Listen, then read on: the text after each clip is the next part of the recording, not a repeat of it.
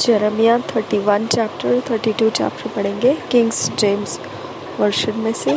Jeremiah 31 chapter 32 chapter जब हम पढ़ेंगे तो इंग्लिश में जब पढ़ेंगे तो किंग्स जेम्स वर्शन में से, हिंदी में पढ़ेंगे DSI बाइबल में से। Jeremiah 31 chapter 32 chapter.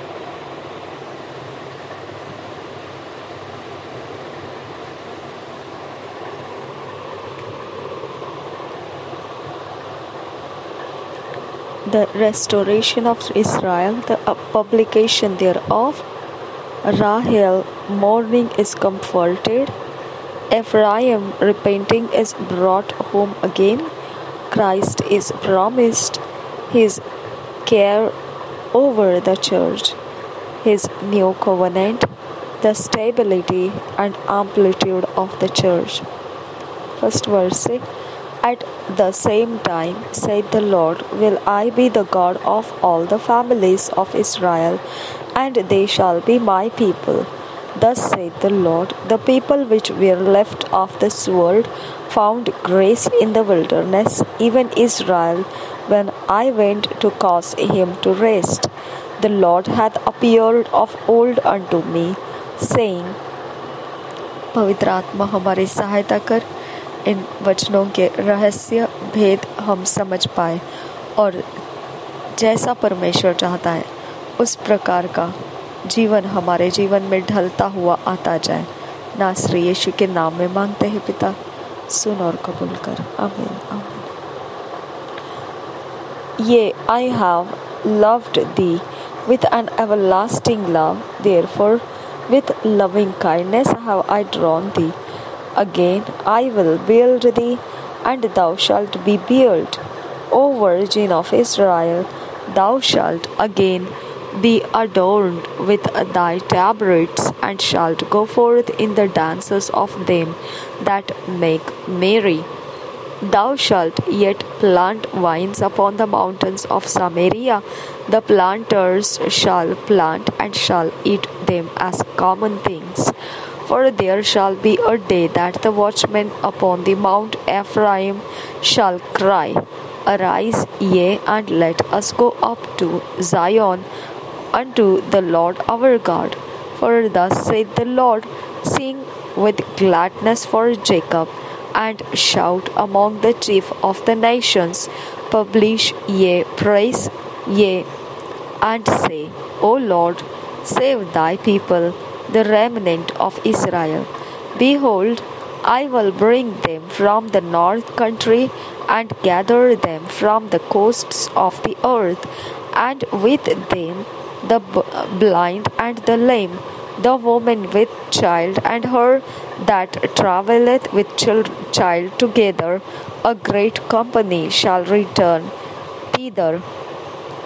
They shall come with weeping, and with supplications will I lead them. I will cause them to walk by the rivers of waters in a straight way, wherein they shall not stumble. For I am a father to Israel, and Ephraim is my firstborn. Hear the word of the Lord, ye, O ye nations, and declare it in the isles afar off, and say, He that scattered Israel will gather him and keep him, as a shepherd doeth his flock. For the Lord hath redeemed Jacob, and ransomed him from the hand of him that was stronger than he. Therefore they shall come and sing in the height of Zion, and shall flow together to the goodness of the Lord. For wheat, and for wine, and for all, and for the young of the flock, and of the herd, and their soul shall be as a watered garden, and they shall not sorrow any more at all. Then shall the virgin rejoice in the dance, both young men and old together. For I will turn their mourning into joy, and will comfort them. and make them rejoice from their sorrow. And I will satiate the soul of the priests with fatness, and my people shall be satisfied with my goodness, saith the Lord. Thus saith the Lord, a voice was heard in Ramah, lamentation and bitter weeping. Rahel, weeping for her children, refused to be comforted for her children because they were not. Thus saith the Lord, refrain thy voice from weeping and thine eyes from tears, for thy work shall be rewarded, saith the Lord, and they shall come again from the land of the enemy, and there is hope in thine end, saith the Lord, that thy children shall come again to their own border. I have surely heard Ephraim bemoaning himself, thus, thou hast chastised me, and I was chastised as a bullock unaccustomed to the yoke. Turn thou me, and I shall be turned, for thou art the Lord my God. Surely after that I was turned, I repented, and after that I was instructed, I smote upon my thigh. I was ashamed, yea, even confounded, because I did bear the reproach of my youth. Is Ephraim my dear son? Is he a pleasant child? For since I spake against him, I do earnestly remember him still. Therefore my bowels are troubled for him. I will surely have mercy upon him, saith the Lord. Set thee up waymarks, make thee high heaps, set thine heart toward the highway, even the way which thou wentest. Turn again, O Virgin of Israel. Turn again to thy cities. How long wilt thou go about, O thou backsliding daughter? For the Lord hath created a new thing in the earth. A woman shall compass a man. Thus saith the Lord of hosts, the God of Israel, as yet they shall use this speech in the land of Judah and in the cities thereof, when I shall bring again their captivity. The Lord bless thee, O habitation of justice, and mountain of holiness, and there shall dwell in Judah itself, and in all the cities thereof together husbandmen, and they that go forth with flocks. For I have satiated the weary soul, and I have replenished every sorrowful soul. Upon this I awaked and beheld, and my sleep was sweet unto me. Behold, the days come, saith the Lord, that I will sow the house of Israel and the house of Judah with the seed of man and with the seed of beast. And it shall come to pass that, like as I have watched over them, to pluck up and to break down and to throw down and to destroy and to afflict, so will I watch over them to build and to plant, saith the Lord. In those days they shall say no more, the fathers have eaten a sour grape, and the children's teeth are set on edge. But every one shall die for his own iniquity.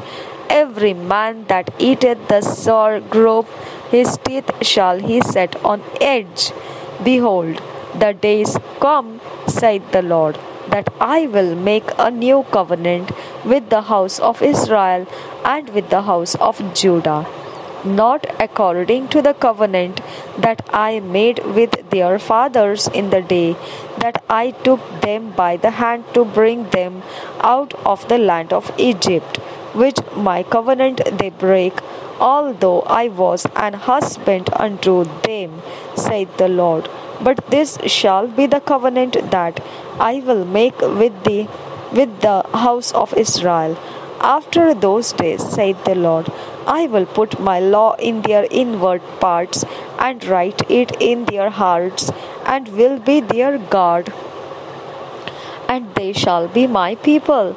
And they shall teach no more every man his neighbor and every man his brother, saying, Know the Lord, for they shall all know me, from the least of them unto the greatest of them, saith the Lord. For I will forgive their iniquity, and I will remember their sin no more. Thus saith the Lord, which giveth the sun for a light by day, and the ordinances of the moon and of the stars for a light by night, which divideth the sea when the waves thereof roar. The Lord of hosts is his name. If those ordinances depart from before me, saith the Lord, then the seed of Israel also shall cease from being a nation before me forever.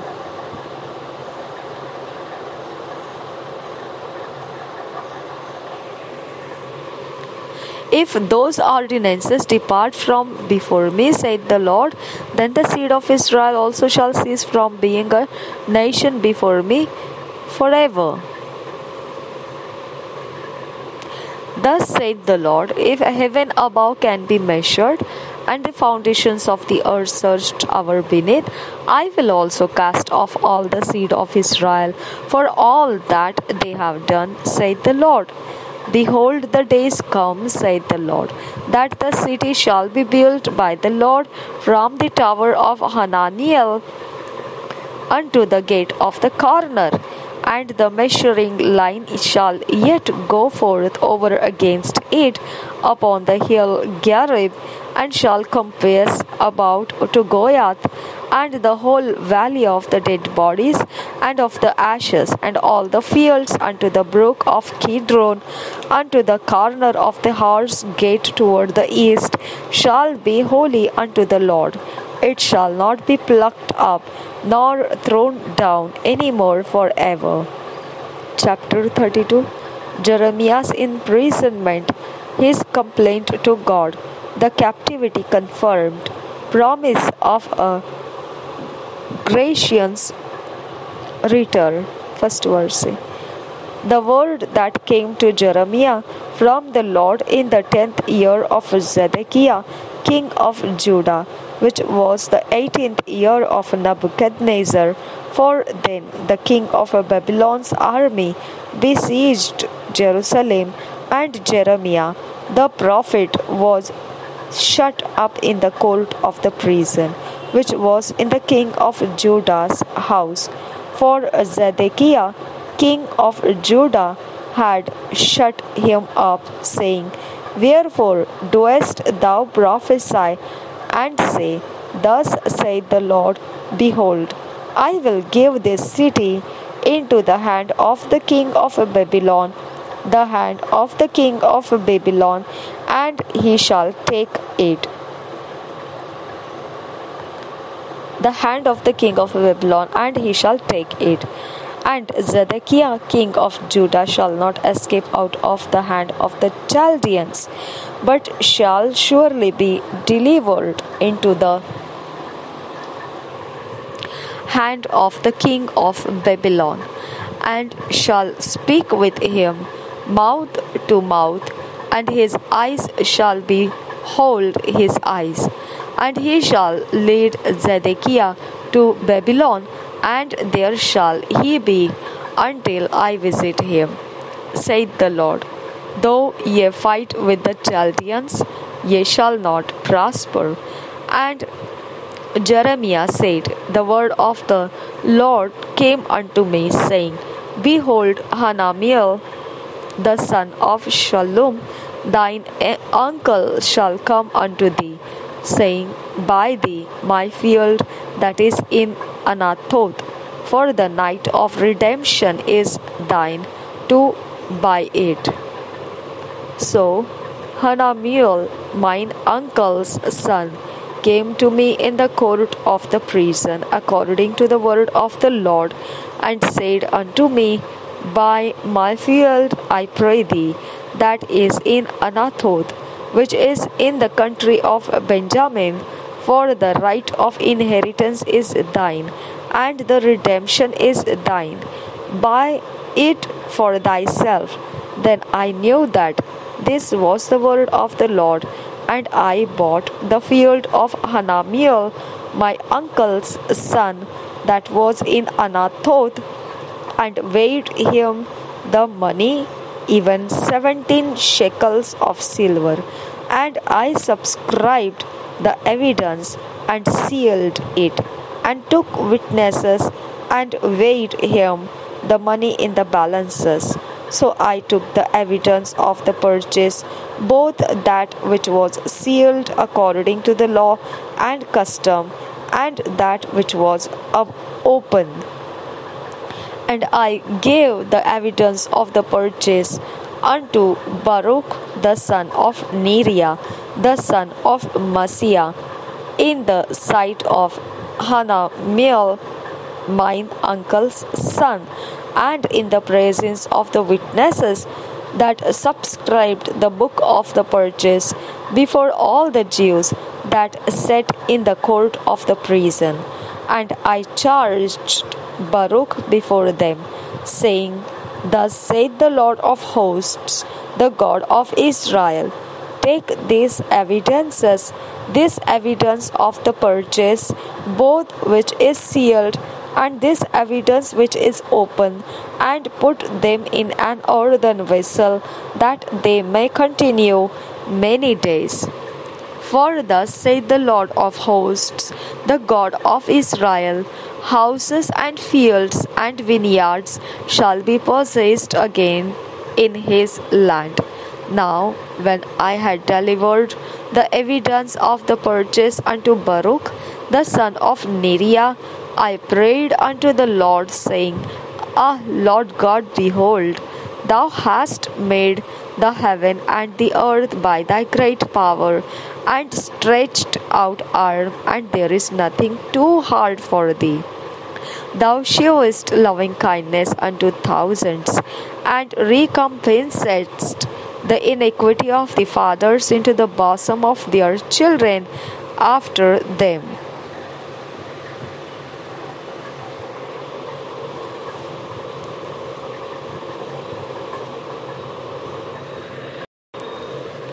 The great, the mighty God, the Lord of hosts is his name, great in counsel and mighty in work. For thine eyes are open upon all the ways of the sons of men, to give every one according to his ways, and according to the fruit of his doings, which hast set signs and wonders in the land of Egypt, even unto this day, and in Israel, and among other men, and hast made thee a name as at this day, and hast brought forth thy people Israel out of the land of Egypt with signs and with wonders, and with a strong hand, and with a stretched out arm, and with great terror, and hast given them this land, which thou didst swear to their fathers, to give them a land flowing with milk and honey. And they came in and possessed it, but they obeyed not thy voice, neither walked in thy law. They have done nothing of all that thou commandest them to do. Therefore thou hast caused all this evil to come upon them. Behold, the mounts, they are come unto the city to take it, and the city is given and the city is given into the hand of the Chaldeans that fight against it, because of the sword, and of the famine, and of the pestilence. And what thou hast spoken is come to pass, and behold, thou seest it. And thou hast said unto me, O Lord God, buy thee the field for money, and take witnesses, for the city is given into the hand of the Chaldeans. Then came the word of the Lord unto Jeremiah, saying, Behold, I am the Lord, the God of all flesh. Is there anything too hard for me? Therefore, thus saith the Lord, Behold, I will give this city into the hand of the Chaldeans, and into the hand of Nebuchadnezzar, king of Babylon, and he shall take it, and the Chaldeans that fight against this city shall come and set fire on this city, and burn it with the houses upon whose roofs they have offered incense unto Baal, and poured out drink offerings unto other gods, to provoke me to anger. For the children of Israel and the children of Judah have only done evil before me from their youth. For the children of Israel have only provoked me to anger with the work of their hands, saith the Lord. For this city hath been to me as a provocation of mine anger and of my fury from the day that they built it even unto this day, that I should remove it from before my face, because of all the evil of the children of Israel and of the children of Judah, which they have done to provoke me to anger. They, their kings, their princes, their priests, and their prophets, and the men of Judah, and the inhabitants of Jerusalem. And they have turned unto me the back and not the face. Though I taught them, rising up early and teaching them, yet they have not hearkened to receive instruction, but they set their abominations in the house which is called by my name, to defile it. And they built the high places of Baal, which are in the valley of the son of Hinnom, to cause their sons and their daughters to pass through the fire unto Molech, which I commanded them not. In neither came it into my mind that they should do this abomination to cause Judah to sin.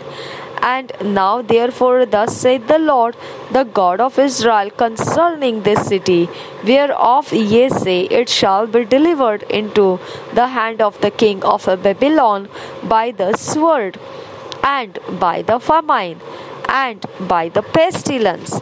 Behold, I will gather them out of all countries, whither I have driven them in mine anger, and in my fury, and in great wrath, and I will bring them again up unto this place, and I will cause them to dwell safely. And they shall be my people, and I will be their God. And I will give them one heart and one way, that they may fear me forever, for the good of them and of their children after them. I will make an everlasting covenant with them, and I will not turn away from them to do them good. But I will put my fear in their hearts, that they shall not depart from me. Yea, I will rejoice over them to do them good, and I will plant them in this land assuredly with my whole heart and with my whole soul. For thus saith the Lord, like as I have brought all this great evil upon this people, so will I bring upon them all the good that I have promised them. And fields shall be bought into this land, whereof ye say, it is desolate without man or beast, it is given unto the hand of the Chaldeans. Men shall buy fields for money, and subscribe evidences, and seal them, and take witnesses in the land of Benjamin, and in the places about Jerusalem, and and in the cities of Judah, and in the cities of the mountains, and in the cities of the valley, and in the cities of the south. For I will cause their captivity to return, saith the Lord.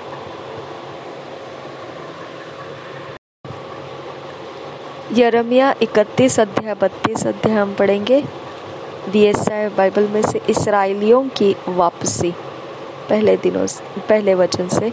उन दिनों में मैं सारे Israeli कुलों का परमेश्वर ठहरूंगा और वे मेरी प्रजा ठहरेंगे। यहोवा की यही वाणी है।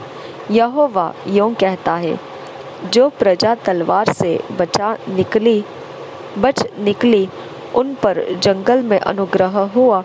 मैं इसराइल को विश्राम देने के लिए तैयार हुआ। यहोवा ने मुझे दूर से दर्शन देकर कहा है, मैं तुझसे सदा प्रेम रखता आया हूँ, इस कारण मैंने तुझ पर अपनी करुणा बनाए रखी है। हे इस्राएली कुमारी कन्या, मैं तुझे फिर बसाऊंगा। वहाँ तू फिर सिंगार करके डफ बजाने लगेगी और आनंद करने वालों के बीच में नाचती हुई निकलेगी। तू शोमरोन के पहाड़ों पर अंगूर की बारियां फिर लगाएगी, और जो उन्हें लगाएंगे वे उनके फल भी खाने पाएंगे। क्योंकि ऐसा दिन आएगा जिसमें अप्रैम के पहाड़ी देश के पहरुए पुकारेंगे, उठो, हम अपने परमेश्वर यहोवा के पास सिय्योन को चले। क्योंकि यहोवा यूं कहता है, याकूब के कारण आनंद से जय जयकार करो। जातियों में जो श्रेष्ठ है उसके लिए ऊंचे शब्द से स्तुति करो और कहो, हे यहोवा, अपनी प्रजा इसराइल के बचे हुए लोगों का भी उद्धार कर। देखो, मैं उनको उत्तर देश से ले आऊँगा और पृथ्वी के कोने कोने से इकट्ठे करूँगा, और उनके बीच अंधे, लंगड़े, गर्भवती और जच्चा स्त्रियां भी आएगी। एक बड़ी मंडली यहाँ लौट आएगी।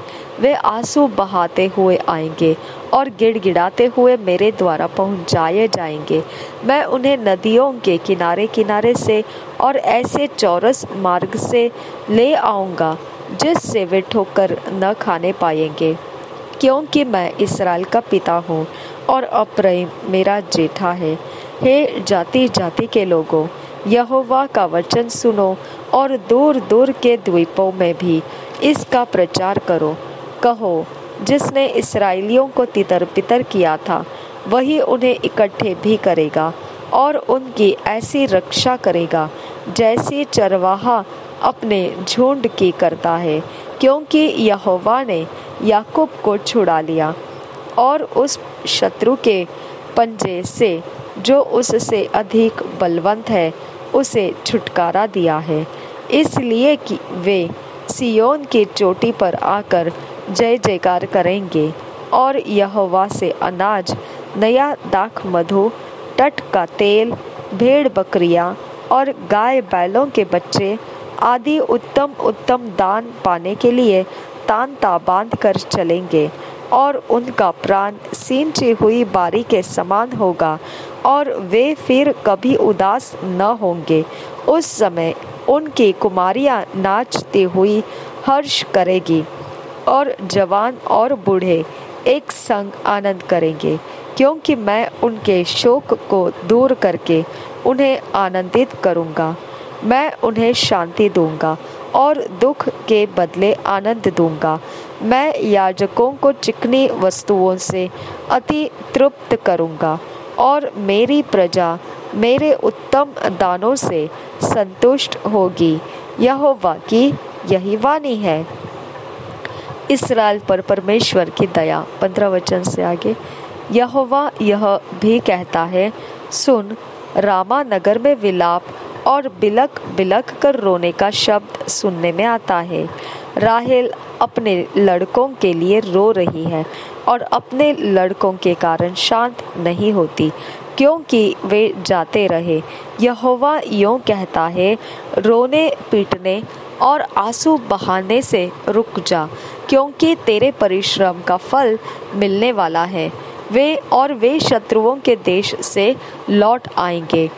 अंत में तेरी आशा पूरी होगी। यहोवा की यही वाणी है, तेरे वंश के लोग अपने देश में लौट आएंगे। निश्चय मैंने अप्रैम को ये बातें कहकर विलाप करते सुना है। तूने मेरी ताड़ना की और मेरी ताड़ना ऐसे बछड़े की सी हुई जो निकाला न गया हो, परंतु अब तू मुझे फेर, तब मैं फिरूंगा, क्योंकि तू मेरा परमेश्वर है। भटक जाने के बाद मैं पछताया और सिखाए जाने के बाद मैंने छाती पीटी। पुराने पापों को स्मरण कर मैं लज्जित हुआ और मेरा मुंह काला हो गया। क्या एप्रैम मेरा प्रिय पुत्र नहीं है? क्या वह मेरा दुलारा लड़का नहीं है? जब जब मैं उसके विरुद्ध बातें करता हूँ, तब तब मुझे उसका स्मरण हो आता है और मैं निश्चय उस पर दया करूँगा। यहोवा की यही वाणी है।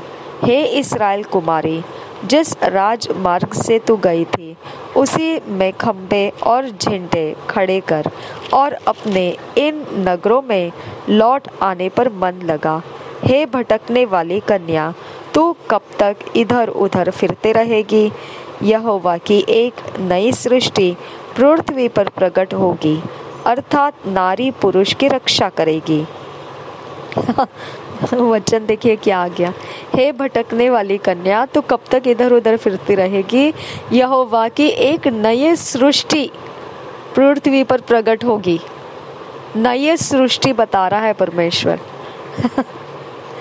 हे इस्राएली कुमारी, जिस राजमार्ग से तू गई थी, उसमें खंबे और झंडे खड़े कर और अपने इन नगरों में लौट आने पर मन लगा। हे भटकने वाली कन्या, यह अन्य जातियों के बारे में है, तो कब तक इधर उधर फिरती रहेगी? यहोवा की एक नई सृष्टि पृथ्वी पर प्रकट होगी, हम लोग हैं वो, अर्थात नारी पुरुष की रक्षा करेगी। ओके, अब देखिए, जब आदम और हवा का समय था तो पुरुष नारी के ऊपर हावी होकर डोमिनियन कर रहा था, अधिकार जता रहा था।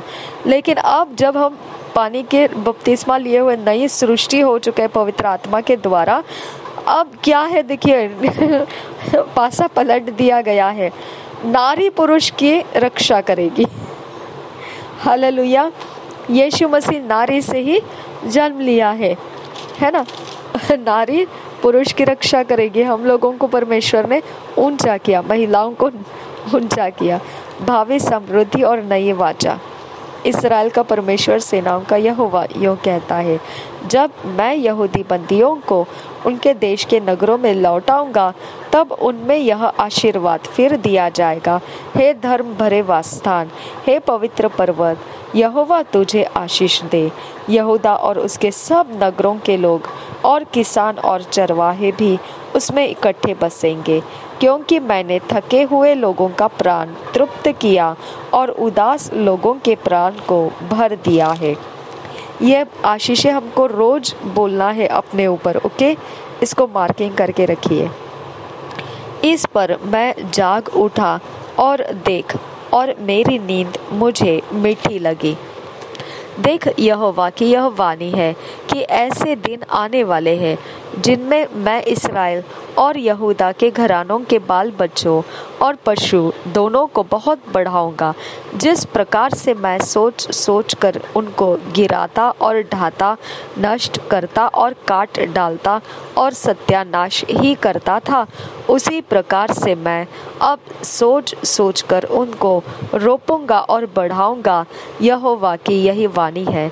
उन दिनों में वे फिर न कहेंगे, पुरखा लोगों ने तो जंगली दाख खाई, परंतु उनके वंश के दांत खट्टे हो गए हैं। क्योंकि जो कोई जंगली दाख खाए, उसी के दांत खट्टे हो जाएंगे, और हर एक मनुष्य अपने ही अधर्म के कारण मारा जाएगा। फिर यहोवा की यह भी वाणी है, सुन, ऐसे दिन आने वाले हैं जब मैं इस्राएल और यहूदा के घरानों से नई वाचा बांधूंगा।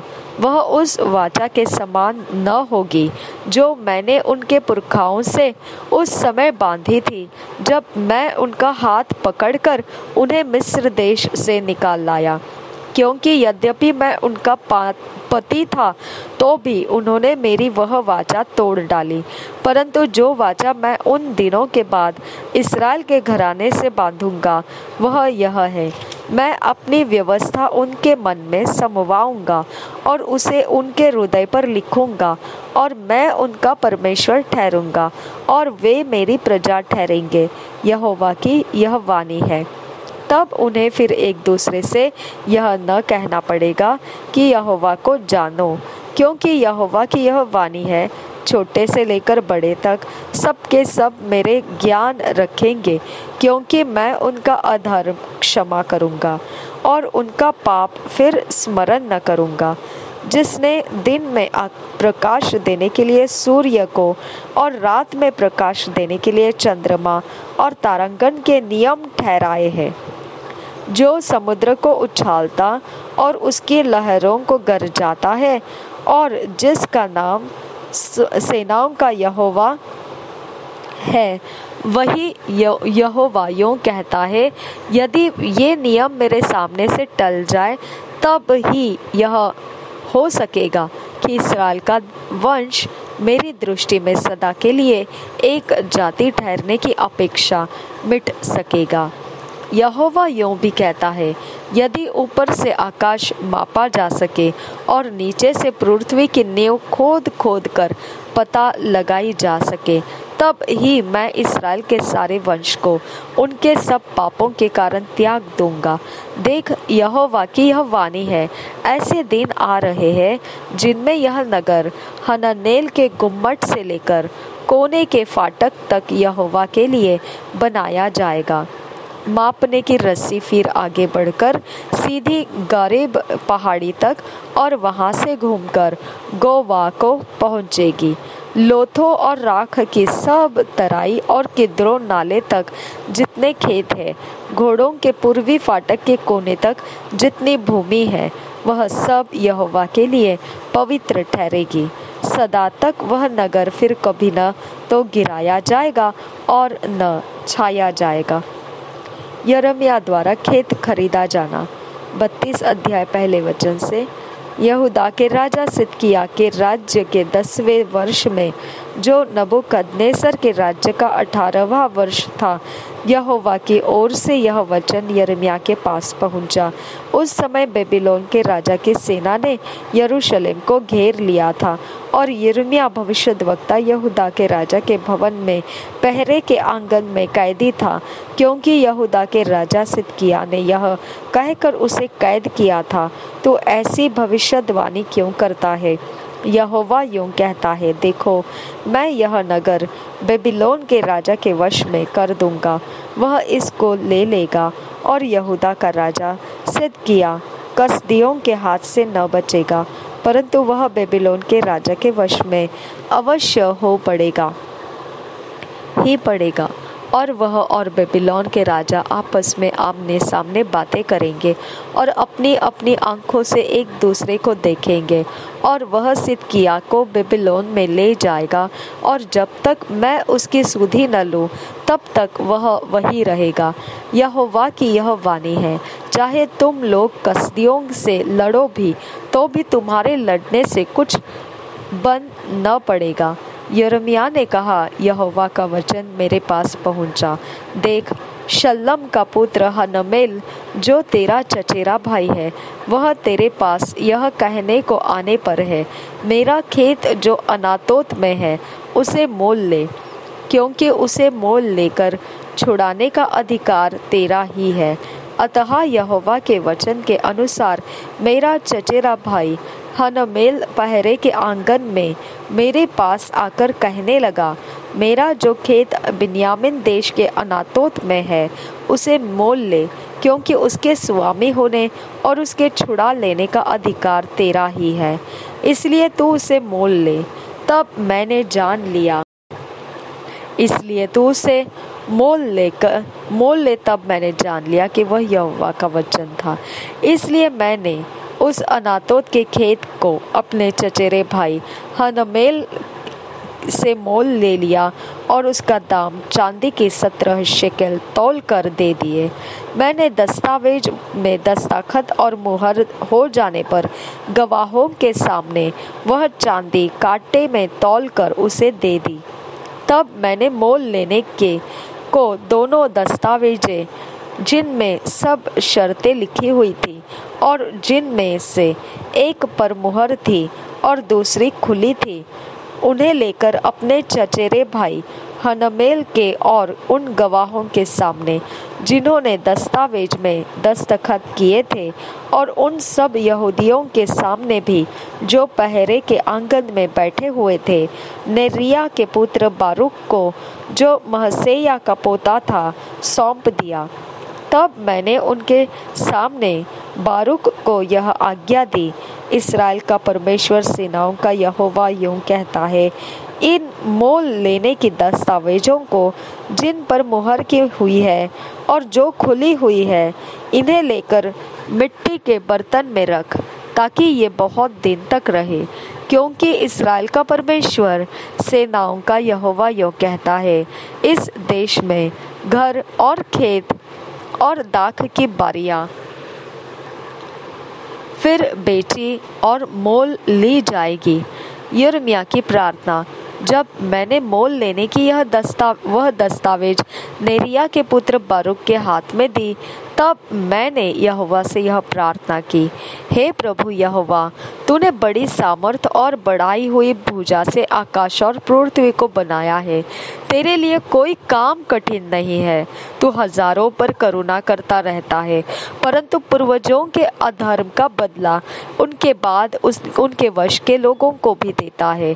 हे महान और पराक्रमी परमेश्वर, जिसका नाम सेनाओं का यहोवा है, तू बड़ी युक्ति करने वाला और सामर्थ्य के काम करने वाला है। तेरी दृष्टि मनुष्यों के सारे चाल चलन पर लगी रहती है, और तू हर एक को उसके चाल चलन और कर्म का फल भुगताता है। तूने मिस्र देश में चिन्ह और चमत्कार किए, और आज तक इसराइलियों वरन सब मनुष्यों के बीच वैसा करता आया है। और इस प्रकार तूने अपना ऐसा नाम किया है जो आज के दिन तक बना है। तू अपनी प्रजा इस्राएल को मिस्र देश में से चिन्हों और चमत्कारों और सामर्थी हाथ और बढ़ाई हुई भुजा के द्वारा और बड़े भयानक कामों के साथ निकाल लाया। फिर तूने यह देश उन्हें दिया, जिसके देने की शपथ तूने उनके पूर्वजों से खाई थी, जिसमें दूध और मधु की धाराएं बहती है, और वे आकर इसके अधिकारी हुए, तो भी उन्होंने तेरी नहीं मानी और न तेरी व्यवस्था पर चले, वरन जो कुछ तूने उनको करने की आज्ञा दी थी उसमें से उन्होंने कुछ भी नहीं किया। इस कारण तूने उन पर यह सब विपत्ति डाली है। अब इन दमों को देख, वे लोग इस नगर को ले लेने के लिए आ गए हैं, और यह नगर तलवार, महंगी और मरी के कारण इन चढ़े हुए कसदियों के वश में किया गया है। जो तूने कहा था वह अब पूरा हुआ है, और तू इसे देखता भी है। तो भी हे प्रभु यहोवा, तूने मुझसे कहा है कि गवाह बुलाकर उस खेत को मोल ले, यद्यपि कि यह नगर कसदियों के वश में कर दिया गया है। तब यहोवा का यह वचन यिर्मयाह के पास पहुंचा, मैं तो सब प्राणियों का परमेश्वर यहोवा हूँ। क्या मेरे लिए कोई भी काम कठिन है? इसलिए यहोवा यूं कहता है, देख, मैं यह नगर कसदियों और बेबीलोन के राजा नबूकदनेस्सर के वश में कर देने पर हूँ, और वह उसको ले लेगा। जो कसदी इस नगर से युद्ध कर रहे हैं, वे आकर इसमें आग लगाकर फूंक देंगे, और जिन घरों की छतों पर उन्होंने बाल के लिए धूप जलाकर और दूसरे देवताओं को तपावन देकर मुझे रिस दिलाई है, वे घर जला दिए जाएंगे। क्योंकि इस्राएल और यहूदा जो काम मुझे बुरा लगता है वही लड़कपन से करते आए हैं। इस्राएली अपनी बनाई हुई वस्तुओं से मुझको रिस दिलाते आए हैं। यहोवा की यह वाणी है, यह नगर जब से बसा है तब से आज के दिन तक मेरे क्रोध और जलजलाहट की भड़कने के कारण हुआ है। इसलिए अब मैं इसको अपने सामने से इस कारण दूर करूंगा क्योंकि इस्राएल और यहूदा अपने राजाओं, हकीमों, याजकों और भविष्यद्वक्ताओं समेत क्या यहूदा देश के, क्या यरूशलेम के निवासी सब के सब बुराई पर बुराई करके मुझको रिस दिलाते आए हैं। उन्होंने मेरी ओर मुंह नहीं वरन पीठ ही फेर दी है। यद्यपि मैं उन्हें बड़े यत्न से सिखाता आया हूँ तो भी उन्होंने मेरी शिक्षा को नहीं माना, वरन जो भवन मेरा कहलाता है उसमें भी उन्होंने अपनी घृणित वस्तुएं स्थापित करके उसे अशुद्ध किया है। उन्होंने हिन्नोमियों की तराई में बाल की ऊंचे ऊंचे स्थान बनाकर अपने बेटे बेटियों को मोलक के लिए होम किया, जिसकी आज्ञा मैंने कभी नहीं दी और न यह बात कभी मेरे मन में आई कि ऐसा घृणित काम किया जाए और जिससे यहूदी लोग पाप में फंसे। आशा की प्रतिज्ञा।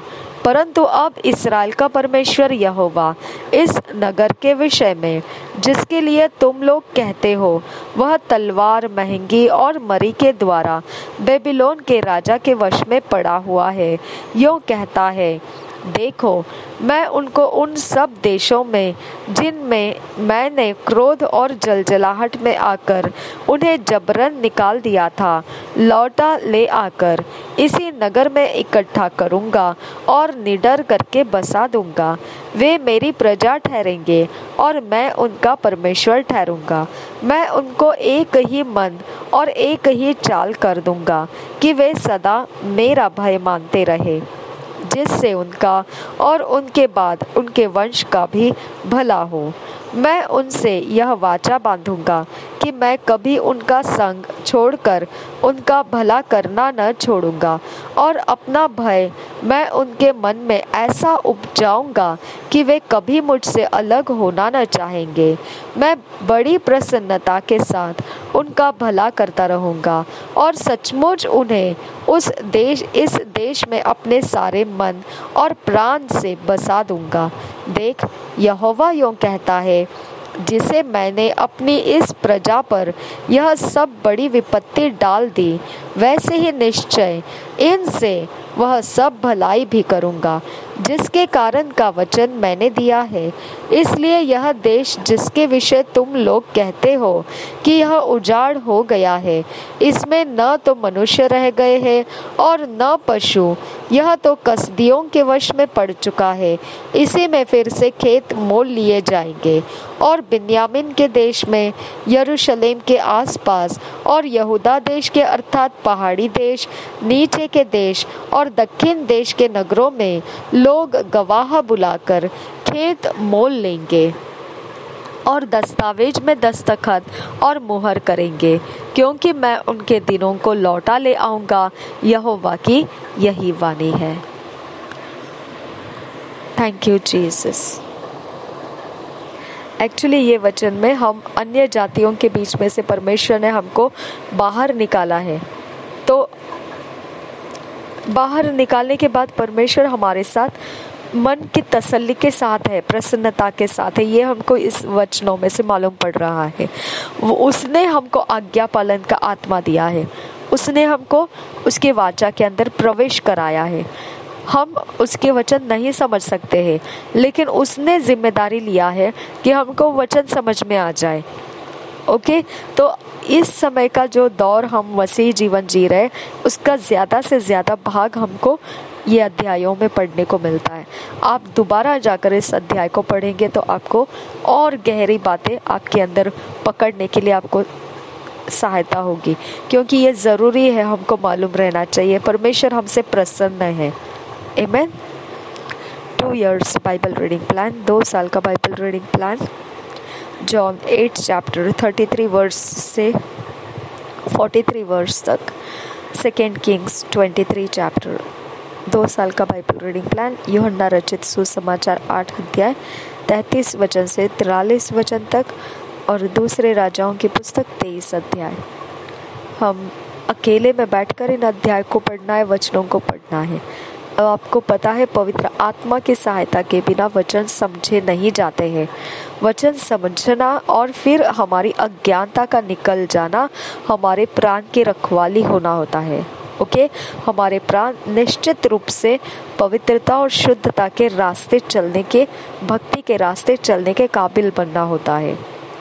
तो पवित्र आत्मा से सीखने के लिए हमको एकांत में समय तो निवेश करना ही पड़ेगा, देना ही पड़ेगा, हमारा सब काम छोड़कर, है ना, हमारा सारा मन सब कुछ में से निकाल कर सिर्फ वचन पढ़ने में दे देने में इतना समय तो लगाना ही पड़ेगा हमको, नहीं तो हमारे अंदर परमेश्वर के आत्मा का काम क्या है हम समझ नहीं पाएंगे।